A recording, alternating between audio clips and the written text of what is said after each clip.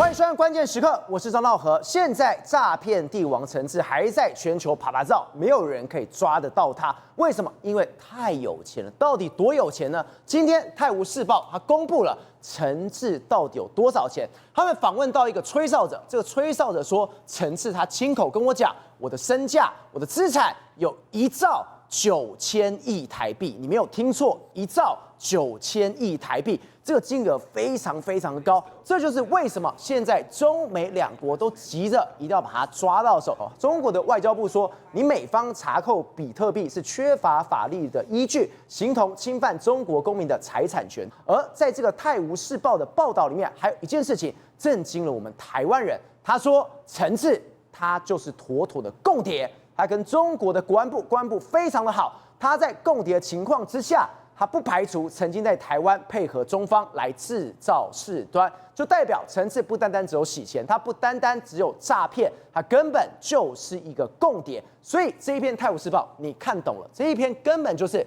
美国透过这篇报纸把这个消息给放了出来，他在警告台湾一件事情，在这一次的陈志争夺战里面，陈志是在台湾留下最多线索的地方，你台湾一定要办起来。今天美方一定要把这个1兆9千亿。通通拿到手。好，我们现在介绍今天的来宾。第一位，财经专家黄世聪，大家好；时事评论员张宇轩，大家好；资深媒体人吕国珍，大家好；资深社会记者林玉峰，大家好；资深社会记者王瑞德，大家好。世聪，我们这几天一直在聊陈志，我们一直说到底有多少钱？美国他扣了他4800亿，已经很扯了。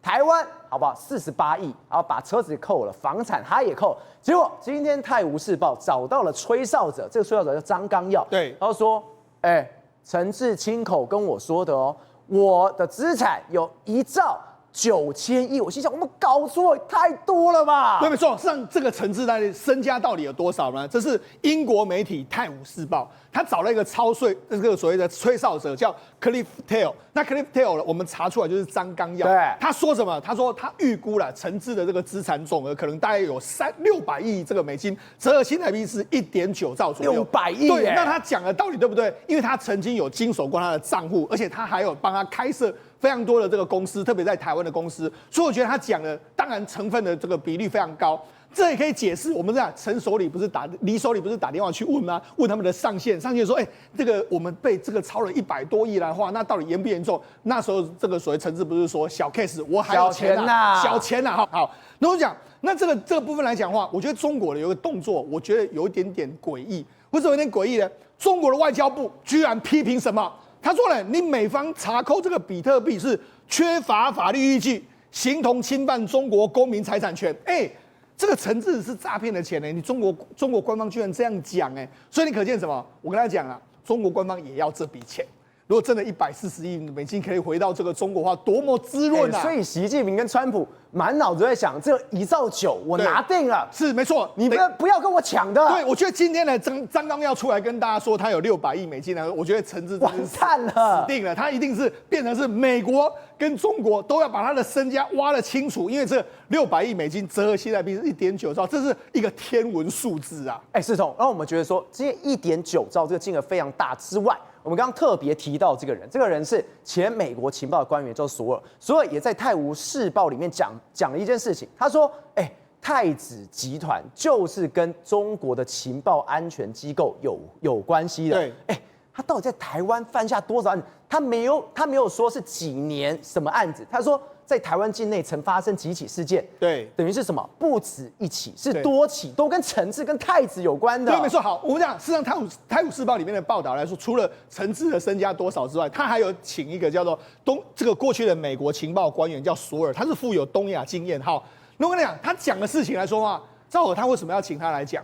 我觉得一定是透过他。美国政府想要表达的立场，因为他是美国的前官员嘛，对不对？那他讲这个话，因为他是突然之间讲到，因为没有人讲到说太子集团有做所谓国安的问题，他突然之间就讲，他说呢，中国的情报单位、情报安全机关会利用中国犯罪集团办事，陈志主导的这个太子集团就是个例子，他直接点名他。他说在台湾境内曾经发生过几起事件，他们可能曾教唆骚扰他人，所以等于是说他们其实在台湾有运作过，而且他们曾经犯下几起说这个所谓骚扰他人的事件，对，甚至搞不好还有其他案件啊，这不知道啊。然后他就说什么？他说这个手法就有点类似什么俄罗斯。俄罗斯他们也是用这样的手法。俄罗斯他们在之前来说，不是在欧洲有可能利用俄罗斯的黑道，然后再成立一个特工网站，然后跟这个犯罪集团在互相合作吗？所以在入侵乌克兰的时候，之前他们不是就用这种手法去颠覆乌克兰吗？所以这个手法搞不好太子集团就是中国在台湾准备要动手，原本要动手的一个集团之一啊。所以今天美国请他出来讲，通常这一种新闻、这一种报道出来的时候，不会有所有的名字，对，没错，顶多就是据前美国情报官员。对，这次所有的名字他都出来。第二是什么？美国要讲的是，我都有在盯着。对，你今天台湾已经被这样弄了，你们完全不知道这件事，没有当一回事吗？对，没错。你看他讲这件事的时候，他是拿乌克兰俄乌战争给你讲，所以他等于是他把台湾跟乌克兰绑在一起，对，然后陈志在这个台湾做的事情，就有点类似俄罗斯在乌克兰曾经做的事，你台湾要小心一点点啦。所以他等一下，那我就问你，那只有陈志吗？当然不是只有陈志，还有很多人嘛，哈。那我讲，那今天他又找了一个我们刚才不是讲 Cliff Thiel， 那我们把它破解，他是张纲耀嘛？对。那他讲的事情是什么？在过程里面，他发现到有总计3亿美金的银行账户，常常有大笔的这个金流流入，最终流向就不明。所以他讲这句话的意思是什么？意思就是说，你看他在洗钱嘛，他常常把3亿美金不知道汇到哪里，汇到哪里，汇到哪里，最后都不知道。对。然后他就说，我在2021年就向金融机构告知我的疑虑，大约在这段时间里面来说，台湾的银行开始对太子集团的这个相关企业的交易提出比较严格的文件要求。等一下，2021年，对，结果这件事情台湾是2025才查出来的。2021我们不是讲吗？2021年他就跟这个金融机构讲，所以金融机构就说，我们要好好开始的严查，所以你可能太子集团的东西，我们要严格的审查。那我们这几天不是金管会又说了吗？我们有52次通报，这52次通报啊，然后呢，没有任何然后就没有。你看陈志这个所谓张纲说，我2021年就提出警告，但是到了2025年，你们台湾才动手。所以这里面来说，我觉得啦。如果按照这个美国情报官员还有这个所谓的张纲耀的说法是，台湾应该在内部里面也有一堆人跟他是在里应外合的，所以这才是这一次美国要这个情报官员讲出来一个非常重要的一个讯号在这里面。而且张纲耀他同时也跟《泰晤士报》爆了一个料，这料他说什么？他在2014年他是第一次跟陈志见面，陈志那时候很怂啊，没有想到3年后。改头换面，对，就完全不一样。我心想太厉害了，是3年短短3年时间，你就不一样了。对，没错。刚才赵友说这个原本的这个陈志是很怂啊，哈，所以你看这是他原本的模样。你看原本是这样，这是这个张纲耀说的。他说他在2014年跟他第一次见面的时候，他说了他当时穿的什么？穿的 T 恤、牛仔裤，看起来就是个普通商人。我觉得啦，如果你看到他这样，你也觉得他是个普通人嘛，对不对？就没想到几年之后就变成是这样，他就变成是这个穿着西装笔挺啦，然后在柬埔寨有夸张的这个建筑啦，然后这个满身都是奢侈品的体面人士。那你知道英国，你看今年3月的时候呢，英国开始调查洗钱。调查洗钱，他们就突击这个太子集团在英国皇家属地这个地曼群岛的办公室。对，好，那你知道这个诡异的地方在什么地方？当时陈志仁在英国伦敦哦，但是英国的警方没有搜查他在英国的这个住宅，他是先去英国的属地的这个地曼群岛去搜他的公司的时候，就你知道吗？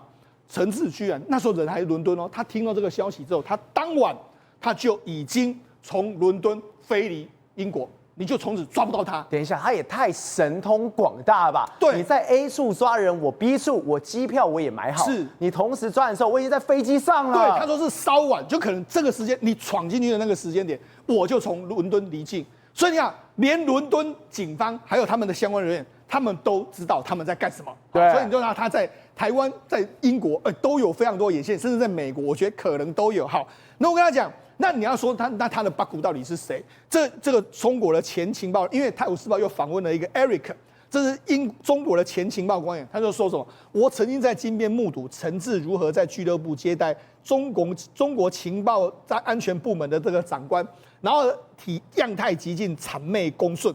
然后过程中不会帮我的忙啊这样的状况啊，就是说他写的真的很直白，他说样态极尽谄媚恭顺。就是世聪哥，这个你要帮忙一下，没问题，没问题，拜托了，没问题。他是如此谄媚的，就是这样。你可以试想，一个穿着西装笔挺的人，然后这样拜托老大，有1.9兆的人这样对讲，那你就知道说，事实上他也是蛮能够放下身段。不过你也可以证明说，他一定跟中国的公安或是国安，如果按照他这样讲的话，一定是关系非常密切的。好，那我跟他讲，我们刚才不是说吗？他在台湾来说，已经有从事所谓间谍工作。那你想那他是在英国会不会做？会。照你知道吗？他们说他在英国的时候，他这个张纲耀的爆料，他说了，2020年英国当时要脱欧，那脱欧的时候呢，这个没想到这个脱欧之后，英国那时候需要钱嘛，就当时他就这种所谓居留证啊放宽比较松，而且鼓励你到英国来自产。就那时候太子集团的陈志就说，哦不错，那我们可以到英国去，所以他那时候到英国，然后他英国就买了非常多栋的这个房子。我们之前不是说他有一栋在英国的办公大楼嘛，都被查扣，就这样，还有很多栋的这个豪宅嘛，对。然后他说陈志有妻子，还有情妇。还有子女都可以合法在英国居留啊，情妇出现了哈，我们那情妇可能都是可以破案的关键哈。那他买了什么房子呢？赵尔他就说里面有几处房子来说引人疑窦。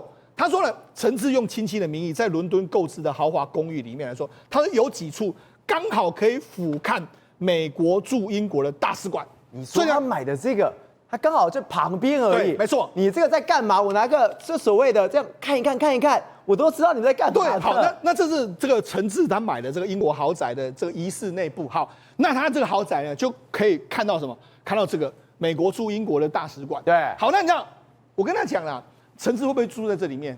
不会，赵好，我跟你讲，这一定是买给中国情报单位用的嘛。这中国情报单位，因为他是用陈志的亲戚的名义，是民间的名义啊。但是你说中国官方如果说我要用的时候，那可不可以征用？当然可以征用。对啊，他们就可以这边盯着这个中国的，盯着这个美国驻英国大使馆了。所以这等于啥？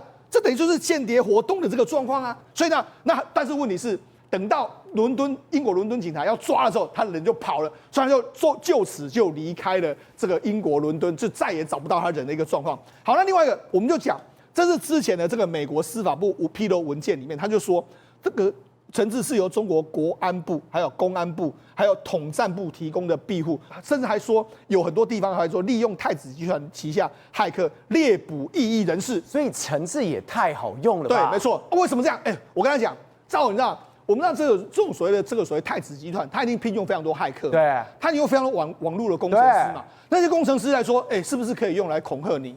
对，搞不好我们很多人的恐吓就是你啊，网军啊，对不对？或者说他用来这个收集，我们要追捕什么异议人士或者追捕什么逃税人士的时候，我就会透过网络去找他，对，他也可以 pass 资料给公安部啊，对不对？所以我才说这个可能是一种互相依存的一个关系。好，那我们讲现在世界各国都在追，对不对？都在追这个陈志的时候，你就知道，这个我们台湾到底在干什么？你看陈志，这个陈志的之前的这个所谓这个 Cliff Tail 就是张纲耀，他就说，我帮这个陈志在台湾成立非常多公司，对，他自己讲的，你看天旭啊，这个数月啊，这个影月啊，这些公司都是张纲耀开的，对，没错。结果张纲耀2021年要走之前，他就跟银行讲说，陈志这家伙有问题，你要好好查。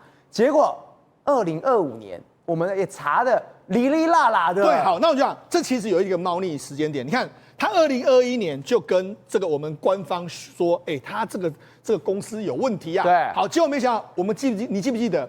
这个我们如果回推到这个所谓的这个陈志来台湾，第一次是2017嘛，然后他到了2022年之后就再也没有来了嘛。好，所以可能是2021年，他通报之后呢？或许我们政府有对太子集团做什么事情的时候，有人通报陈志说：“对，我跟你讲哦，你买给我来啊！因为什么？我们政府已经盯上你了。对，更何况2020年的时候，中国就盯上，所以你就不要来到台湾。那我们一直到了2025年才查嘛，所以那为什么今年才查？我就说2021年我们就知道了，然后2021年以后的话，陈志就没有来了，没有来之后，我们现在隔了4年之后，我们才去查。”所以为什么现在才去查？我们现在检调都说，我们老早就掌握相关的金流啊，我们都知道啊。问题是，你真的知道吗？如果你知道的话，照我问你一个场景：他们冲进和平大院的时候，为什么没有拿着搜索票？空的，因为他们不知道嘛。他们可能是美国政府说他们才知道啊，对不对？所以说检调说我们都掌握，我觉得这个是可能是有一点点这个讲得太夸张。而且他去101冲的时候进去。也空的啊，对啊都被搬光了。对啊，所以显见嘛，显见来说的话，我们里面来说，可能有人至少有人会跟他们通风报信嘛，或者是说我们查了这么久来说，没有美国的资料，我们也查不到嘛，所以我才说，实际上陈志在台湾的活动是相当多的。我觉得如果真的全球要找说，真的能够找出陈志的蛛丝马迹哦，我觉得台湾是线索过更多的，所以我才说，我们现在检调在办的话，我觉得后面美国的压力一定非常非常巨大。国正，我们刚刚特别讲，外媒直接有这篇新闻出来，后面恐怕都是美国的影子。他告诉我们，陈志他不仅洗钱，他不仅诈骗，他更是共谍。我听到共谍的时候，我心想，台湾的国安单位怎么可能不知道？我们抓共谍抓的跟什么一样？结果真的没有人去动陈志，没有人跟我讲过说陈志原来是共谍。对这件事情真的非常的可疑，我们的检调系统不可能不知道，你知道为什么不可能不知道吗？因为检调系统的运作逻辑早就有在定路之了。我们来讲说这件事情多可疑的地方是，2014啊是个乡巴佬啦，福建来的人啊，你看这个样子，当然不是有钱人，只是个普通的商人，甚至像中国的大圈仔这个样子。那3年后真的变得这么有钱，找一个新加坡人头跑来台湾开了几十家公司哦，现在数十家公司，然后数个境外账户，然后登记的全部都是外籍。2017年之后陆续进来，然后全部都去买豪宅。这个投审会完全没有审，内政部没审也就算了。我告诉你，检调系统一定有掌握。为什么一定有掌握吗？我们来看检调系统是怎么用的。它其实中国的陆资来到台湾，其实它从开始设立那一天他就知道了。为什么我说他知道了？我以今年破获的中国艾斯摩尔这个例子，中国艾斯摩尔叫做北方华创，是中国重点扶持的公司，然后跑来台湾，偷偷的在潜入台积电、联电这些公司。借由维修设备的方式，想要窃取相关的资料，学艾斯摩尔，就是要打造这样的公司。结果其实竹简早在2016年，他在台湾设办公室的时候，他就知道了，然后开始盯上他，盯到他到今年，把他确定说他在台湾有违规行为，把他抓下来，所以他开办公室。他已经在盯着他了。当然，办公室是可以开的，但是不可以从事相关的窃密活动。是抓到确定他有窃密活动才抓他。好，再来我来讲一下合肥的瑞科公司，这个在做DRAM跟记忆体的，他更厉害哦。那我们检调也是今年抓他了，他更厉害了哦，他是透过姓吕的，当然不是我了哈，设立2家人头公司。是人头公司哦，所以他根本不是直接开公司哦。然后他在台湾研发什么，他都很清楚。然后竟然被抓到之后，又透过人头公司再进行。这样公司你都抓得到了，为什么陈志这种名在这里的，而且现在还被人家讲说他可能涉及国安，那这些都抓得到，你为什么那个抓不到了？所以不只是经济部投审会、内政部、金管会这些都有问题，连检调系统，你有没有可能是选择性办案？而且你刚特别提到，连那种办事处哦，检调早就盯他，你一旦有新动作的时候，我就收网了。今天你连设立一个其他的空壳公司我都能查得到，我也把你收网，这一些听起来也太离奇了。好，那陈志不是设在台北101吗？那我告诉你，中国艾斯摩尔设在哪里好不好？它设在新竹的101。什么叫新竹101？叫做云智慧大楼。设在这里哦，是非常崭新的办公室哦，离竹科只有1街之隔，号称竹科第1个门户。然后你知道吗？多好啊！物业秘书都经过喜来登饭店的受训。你看这个 view 有多好哦，坐标在136公尺，对，竹东新竹当地最高的大楼，哇 ，view 有270度，看到了多棒的办公室啊！你可以在这里跟人家谈生意啊。再来，它会议室很高级，对不对？就是这一栋，所以我讲说它叫竹科的101嘛，当然在新竹地区它是最高 view 最好嘛，还有香格里拉饭店。喜来登饭店训练的所谓的秘书在服务你嘛，重点这里还讲得很厉害哦。2楼你就要会客的秘书室，然后你要去别的地方不必到去。我告诉你为什么要规定讲这句话吗？这句话意思是说，其实门禁非常的森严，有科技管理，进出的科技管理，你想要去别的楼层根本去不了，因为我尝试去过了，所以我就知道这件事情。因为我知道北方华创躲在这里，还有很多路资躲在这里。那在这么严密、戒备森严、这么严密和管理这么好的地方，路资才躲在这里。我们检调怎么知道？你知道吗？我有问过这个问题啊。他们平常就有派人在固定巡视，谁先搬进来都会访查，甚至里面还有眼线，告诉你劳电跟冲啥，劳开的冲啥，完全都掌握。但我这里就好奇了陈志在101这么多年，没有人掌握这么多年，也是科学园区啊，人家在新竹就守成这样，难道你不知道吗？好，我们来讲，再来金流的部分嘛，金管会现在不是通报都说金流我都掌握了吗？对啊，你都掌握，你为什么没动手？你到底有确实掌握吗？而且很早之前，张纲耀在偷钱的时候是发生在2020年的时候，哎，21年他还通报政府说陈志有问题，那再来23年他还告上法院，哎，这是就重大金融犯罪，你为什么都没有去处理？哎，他是偷走9亿耶，这是个很奇特的案件，你为什么都完全没处理？那我告诉你，检调到底有没有能力掌握这些事情？哇，检调力量真的超乎你想象，所以你说跟我说检调不知道，那真的我就完全不敢相信了。他在北方华创的时候，北方华创怎么从北京汇薪水过来？你知道吗？他是先汇到一家公司叫极进公司，完全听不懂啊，这家是台湾公司哦，不是大陆人的公司哦，并用代理服务的方式付给这家公司，啊，这家公司再付钱给他台湾的26个工程师。你是怎么查到这笔账啊？他其实是查每个账户，然后从中国的金流流到香港或新加坡，再汇到台湾的人头公司，再转给那26个人，你都完全可以掌握到。那陈志的金流，你为什么没有掌握？好，那我再讲更厉害的哦。这个是北京的一个 IC 设计公司，叫嘉南科技。他汇钱更厉害哦，他是18年到24年汇了4亿多台币到台湾了，金额很多。可是他汇给这家公司叫觉智科技，买了非常多的 IC 设计服务。他是怎么查到？你知道吗？还外币账户汇款到外币账户。我仔细研究这个案子，你知道那时候多厉害？你知道吗？你替中国窃取机密付钱的方式可以不用选择在台湾领薪水，你可以选择在日本，你可以选择在澳洲，你可以选择美国。这么厉害？外币账户这样很难查吧？对不起，还是破获，还是查到了，还是破获了。你这样就能破获？你为什么这些金流在大量移转的时候？检调是不知道、没掌握，还是有选择性办案？当然，我们也可以合理的说，你是在养案嘛。我们检调系统在对入资、在窃取之密管得这么严，所以现在严重的问题就来了。你现在的问题是，美国的情报官员索尔说，你现在陈志集团是可能被中国情报集团在利用的，他在台湾可能在做破坏或颠覆的运动，对，这是严重的国安问题，那严重的国安问题，我就来比对一下嘛，你看窃取机密，我们半年就大扫荡一次哦，光是偷机密，你看今年8月7号，你知道那时候检调多厉害，一口气动员全台湾联合搜索25个地点讯问57个人，至少有5家中资被抓。这个都可以管这么严啊！你现在突然间跟我说，你2019年你就知道了，张纲耀还2021年还通报说这个人有问题，你完全都在状况外的。没有，他没有状况外，他现在叫看着电视做轮廓嘛，看着《泰晤士报》，看着外电，我真的你现在叫轮廓吗？现在你看着关键时刻的新闻，你的轮廓还比他清楚所以你是不是没有办，还是另有隐情在里面？宇轩，我们真讲，台湾真的是一个诈骗之岛之外，更可怕的是台湾竟然是一个洗钱的天堂。为什么？我们之前讲这个东引快刀手在一个小吃店间帮忙洗钱，大家一定就会傻眼。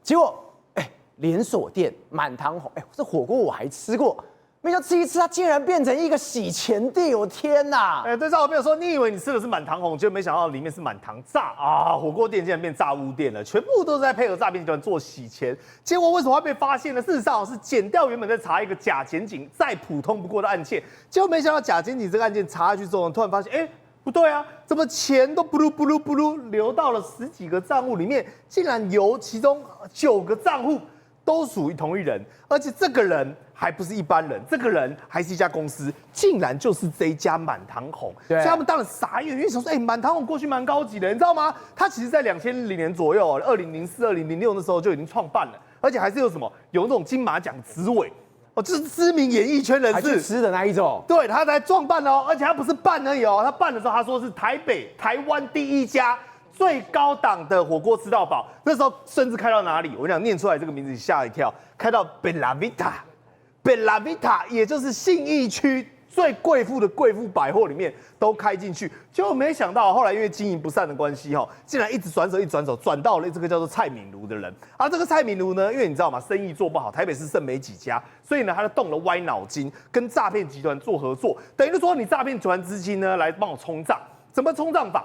因为他是营业事业，而且呢，他这种很多都是现金交易，所以他做账会同他的会计师非常好做，对，等于说把诈骗的收入全部当做是他的营收灌进来。然后把这个东西洗干净，可能最后呢扣掉抽成，再扣掉缴税的部分呢，他会留下来，留在他自己那边，剩下的就还给诈骗集团，等于说手续费，比如说给你扣个1成1成5，剩下的现金都还给你，就来，他就是这样洗了，我们讲了将近快要9亿元，吓死人，洗了这么多钱，那你想想看洗完之后，因为现在检警去查，才发现说不只是这个蔡敏如还包括谁？包括他的前董事长以及相关人等呢都有涉案，所以这等于简单讲，洗钱比开麻辣锅店还好赚。他短短几个月时间赚1000万是没有成本的，赚了1000万。对，因为我们知道麻辣锅店其实真的是算是生意算是不错，而且台湾最近很流行。但是呢，你如果经营不善的状况下，大家都看不出来。比如说，你就去到这个满堂红里面，这个就是我们讲被逮的那个董事长，所以你发现说，里面都没有做人啊，但是他每个月报的这个营收呢却特别高，但是呢，我们的检警却都没有发现，因为你这个很难稽查，一般人不会去看公司的状况，所以你看最后我们讲了，假检警当时是骗了18人，流入14家公司，然后呢，发现说其中呢就是大量的协助洗钱，但你知道真正可怕在哪里吗？我都怀疑这只是冰山一角。为什么？因为刚刚满堂红是赵尔吃过，你像明香园过去是我的爱店，它卖港式的，我特别喜欢吃就常常去那边吃，而且它生意很好就还记不记得，连明香园，然后这个东瀛快刀手，这是做了我们讲的牛肉面啊、小吃那种，都后的温刀给表。我问各位有这种几率吗？赵尔吃过那家店这2家店刚好都是我常吃的，都帮人家洗钱，没有做效果那我想你到时候去你家旁边餐厅的时候，你是不是心里也毛毛的？想说你到底是做正经生意？因为这2个人都已经积压来，金额更夸张，30亿，30亿这个还不是连锁的不是像刚才满堂红的连锁说30亿，所以我们意思是什么？